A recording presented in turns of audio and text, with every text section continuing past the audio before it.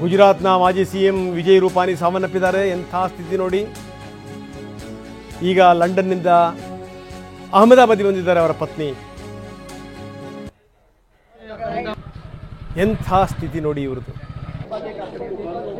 ರಾಜ್ಯದ ಮಾಜಿ ಮುಖ್ಯಮಂತ್ರಿ ಸಾವು ಎಲ್ರಿಗೂ ಒಂದೇನೇ.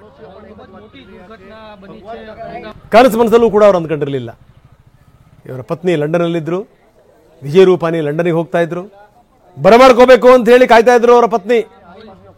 ಆದರೆ ಬಂದಿದ್ದು ಸಿಡಿಲು ಹೊಡೆದಂಥ ಸುದ್ದಿ. ಈ ರೀತಿ ವಿಮಾನವೇ ಒಂಥರ ಸ್ಫೋಟಗೊಂಡಿದೆ, ಬೆಂಕಿ ಹೊತ್ತಿ ಉರಿದಿದೆ, ಒಳಗಡೆ ಇದ್ದಂಥವ್ರು ಯಾರೂ ಬದುಕಿಲ್ಲ ಅಂತ. ಲಂಡನ್ನಿಂದ ಅಹಮದಾಬಾದ್ಗೆ ಅಂಜಲಿ ಬಂದಿದ್ದಾರೆ. ಅದಕ್ಕೆ ನಾನು ಹೇಳ್ತಾ ಇದ್ದೆ, ಈ ಸಾಮಾನ್ಯವಾಗಿ ಈ ರಸ್ತೆ ಅಪಘಾತಗಳಿರ್ತಾವಲ್ಲ, ರಸ್ತೆ ಅಪಘಾತಗಳಿಗೆ ಸಂಬಂಧಪಟ್ಟಂಗೆ ನಾವು ಮಾತಾಡೋದಾದರೆ ರಸ್ತೆ ಅಪಘಾತಗಳಿಗೂ ಮತ್ತು ಈ ವಿಮಾನ ಅಪಘಾತಗಳಿಗೂ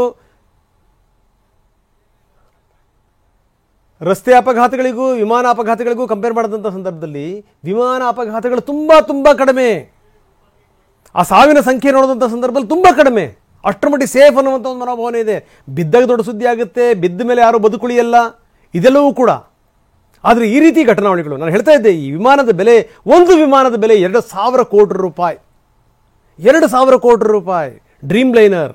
ಈಗ ಹಲವಾರು ಜನರ ಡ್ರೀಮ್ಗಳು ಸುಟ್ಟು ಕರಕಲಾಗ್ಬಿಡ್ತು. ಪ್ರಶ್ನೆ ಬೇರೆ.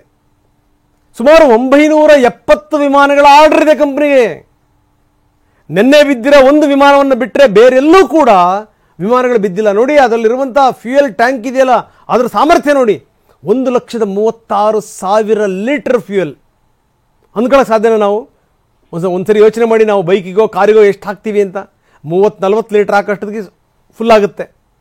ಬೈಕ್ಗಳಿಗೋ 5-6 ಲೀಟ್ರಿಗೆ ಫುಲ್ ಆಗುತ್ತೆ.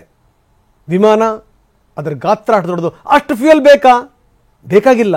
ಆದರೆ ಈ ಸಾಮಾನ್ಯವಾಗಿ ಇಂಟರ್ನ್ಯಾಷನಲ್ ಫ್ಲೈಟ್ಗಳು ಮತ್ತು ಡೈರೆಕ್ಟ್ ಫ್ಲೈಟ್ಗಳು ಇರ್ತಾವಲ್ಲ, ಅದಕ್ಕೆ ಅಷ್ಟೊಂದು ಇಂಧನವನ್ನು ಹಾಕ್ತಾರೆ. ಯಾಕಪ್ಪ ಅಂದರೆ ಕೆಲವು ಸಂದರ್ಭಗಳಲ್ಲಿ ಹವಾಮಾನಗಳು ನೆಟ್ಟಗಿರಲ್ಲ, ಮೇಲ್ಗಡೆ ಹಾರಾಡಬೇಕಾಗತ್ತೆ. ಹೀಗಾಗಿ ಏನು ಅಂದರೆ ಹೆಚ್ಚಿನ ಪ್ರಮಾಣದ ಫ್ಯೂಯಲ್ ಬೇಕಾಗತ್ತೆ ಅಂತ.